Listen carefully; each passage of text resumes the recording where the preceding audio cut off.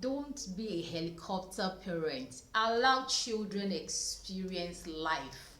You are not going to be there with them all the time. They will grow and go their ways. But what you have sown, the seed you have sown, will determine how they'll be able to face life's challenges. When you are a helicopter parent, that is a parent that is always overly protective of their children.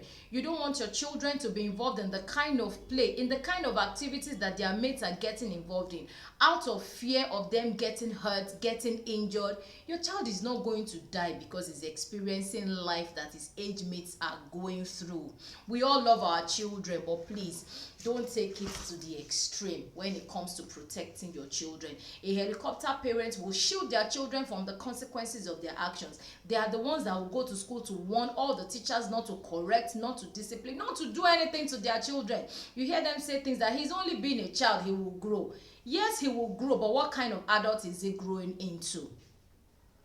You train children, you don't train adults. It is only when they are children, while they are still children, that we can instill good character into them, that we can discipline them for the consequences of their actions so that they can learn not to do it anymore and they can learn to be better. When you continue to shield them, you are doing them injustice. You are raising children that will not be able to face the challenges of life. You are raising children that do not have any form of resistance or resilience to life's challenges.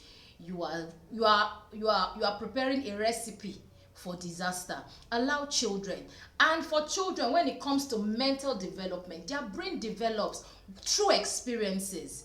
Yes, and when you begin to shield children from these experiences, you are hindering them, you are cheating them from actually developing in the right way they are supposed to. That is why you see children of such parents, you see a 21-year-old still relying heavily on the parent.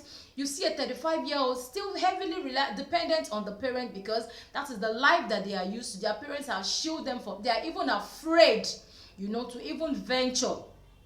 They are not challenging, they cannot take challenges, they are not daring, they really cannot go out to take up challenges on their own. They are not motivated to do things. Even the life skills that they have, most times they are not really grounded in majority of those life skills. So as a parent, we need children to be guided. Allow guided and guarded exposure.